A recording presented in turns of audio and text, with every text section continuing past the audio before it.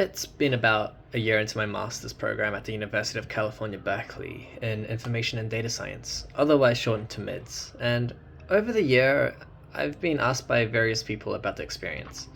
But the two most common questions are, how did you get in, and what are the challenges have you faced while in MIDS? To answer these questions, which is mostly around the application process, the first consideration is, why did I choose MIDS? If you're looking to get started in postgraduate studies, there are so many options from different institutions and different programs. The main thing I had to consider for my situation is threefold. Firstly, I'm working full-time, so I'll need a program that can complement my day job responsibilities.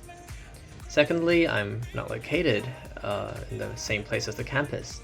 Therefore, the program must allow for some remote learning.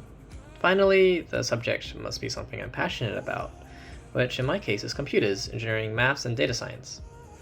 At the time, this type of program was still somewhat emerging in the market, and UCB happened to align best with my needs. There are a few other considerations that make a huge difference for me, but those are the baseline requirements that I'm sure might be something worth considering for yourself. There are other programs UCB School of Information offers, such as Information and Cybersecurity. Once I firmed up my decision to apply for MIDS, now I had to address the application requirements, which is where some more practical considerations kicked in. I should note that this is just what I went through, and the requirements could have changed since then. Firstly, you'll need to have all your standard documents such as your academic transcripts and a resume. Make sure you tailor your resume towards the program too. The tricky part is you'll also need 2 letters of recommendation. I believe you could probably get your professors to do this too, but generally it's done by the organization you're employed at. And here's the biggest whopper. There's fees everywhere. Simply applying has a fee, whether or not you get admitted. If you do get admitted, then you see even more fees. That is something I'd like to talk about more later in the challenges section. However, just note that this is one of the most common make or break decisions in pursuing MIDS. There will also be sections where you will need to do your own write-ups. This should outline your intentions and motivations. Although I can't be certain, this is where I think you have the most control in exemplifying why you're the right candidate for this program. It's largely freeform, but the advice I would share comes down to 3 things, which includes be genuine, show that you've done your research around the program, and sell your story. From my experience professionally, I value a good attitude over a good grade anytime. As you can see, there's clearly a lot of investment into the program already, and it's still only at the application stage. It really all comes down to if it can fit into your lifestyle, or if you're willing to make sacrifices for it. There is some good news, however. When you click that request info button, you will have someone from UC Berkeley support you throughout your application, so it's not like you have to navigate all of this in the dark. For the second question around challenges, I spoke with some of my fellow classmates, and it largely boils down to 3 common factors, and perhaps unsurprisingly, it isn't so much related to the course content. The first one is the time commitment. You're signing up to weekly lectures, which are about 1.5 hours per subject, and attendance is graded. Although the course is designed to complement the hours of someone who's working full-time, there are finite spots, and also international hours to watch out for. The MIDS program is global, but it does cater to the baseline time zone being Pacific time. This could mean that you might have to wake up at 2 AM to attend your lecture, or have it eat into your workday. Additionally, you will have assignments, readings, and asynchronous lectures to also process, which means you'll maybe also have to give up your weekends. This course is designed to be 2 years long, so you have to be ready to keep that up throughout the duration.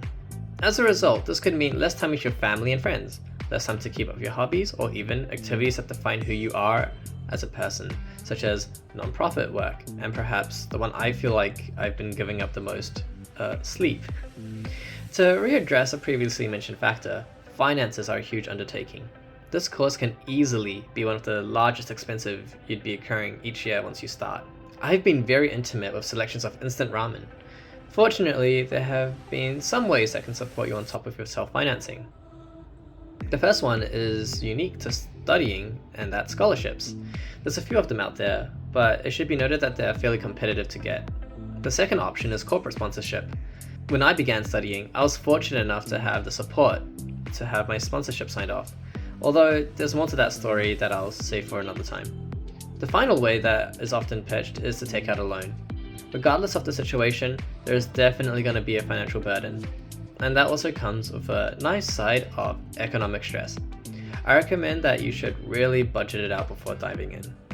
The final challenge is perhaps the one you already saw coming, which would be your technical understanding. There are two things that you definitely need to prove to yourself that you're capable at before being overly confident. The more obvious of the two is that you need to know how to code. If you have a background in programming, self-taught, then you simply need to do one test and see if you're exempt and you're good to go. If you need a bit of a crash course, there's also one provided to you if you don't want the exception.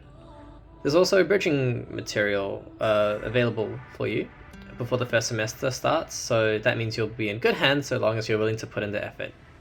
The second skill you need is a sound understanding of statistics and calculus. You might not have thought much about that content yet, but there's a lot of math that goes into data science, and this can really catch you off guard if you thought you could stay behind an IDE the whole time. There are bridging courses for this too, but from anecdotes and my personal experience, the maths is perhaps the most humbling part of the course so far. Hopefully, to whoever's watching this, you picked up some valuable insights about MIDS and the experience that comes with it. I'll close off with my overall opinion on MIDS. You get to surround yourself among the best and brightest. This can really change the way you view the world. I've made several good friends from the course already, and even got to meet some during international meetups. You'd be at the forefront of technological advancement, involved in real-world conversations with industry leaders.